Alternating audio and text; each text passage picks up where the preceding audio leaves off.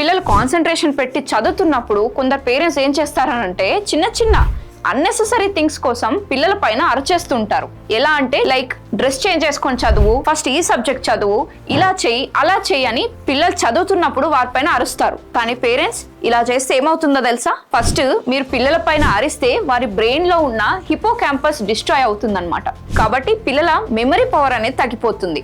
Second, పిల్లల పైన అరవడం వల్ల వాళ్ళ బ్రెయిన్ లోని అమైగ్డాలా రీజన్ యాక్టివేట్ అయి పిల్లలు యాంగ్షియస్ అయిపోయి చదివిందంతా మర్చిపోతారు. థర్డ్, పిల్లల పైన అనవసరంగా అరవడం వల్ల వాళ్ళ బ్రెయిన్ లోని ప్రీఫ్రంటల్ కార్టెక్స్ అనేది డిస్ట్రాయ్ అయ్యి పిల్లల గుడ్ అండ్ బ్యాడ్ డెసిషన్స్ తీసుకోవడంలో ఫెయిల్ అయిపోతారు. యాజ్ ఎ రిజల్ట్ గా పిల్లల స్టడీస్ లో వాళ్ళ పర్ఫార్మెన్స్ అనేది మొత్తం తగ్గిపోతుంది. అందుకే పేరెంట్స్ పిల్లలు చదువుకుంటున్నప్పుడు ఎస్పెషల్లీ వాళ్ళ పైన అరవకండి. ఒక పీస్ఫుల్ వేలో పిల్లల స్టడీస్ లో వారికి హెల్ప్ చేయండి. ఈ ఇంపార్టెంట్ మెసేజ్ ని ప్రతి ఒక్క పేరెంట్స్ తో షేర్ చేయండి. మరి ఇలాంటి యూస్ఫుల్ పేరెంటింగ్ టిప్స్ కోసమే నేను అల్టిమేట్ పేరెంటింగ్ మాస్టర్ అనే కోర్స్ డిజైన్ చేశాను. మీరు నిజంగా సీరియస్ గా నేర్చుకోవాలని అనుకుంటే నా బయోలో లింక్ ఇచ్చాను, ఇప్పుడే క్లిక్ చేసి రిజిస్టర్ చేసుకోండి.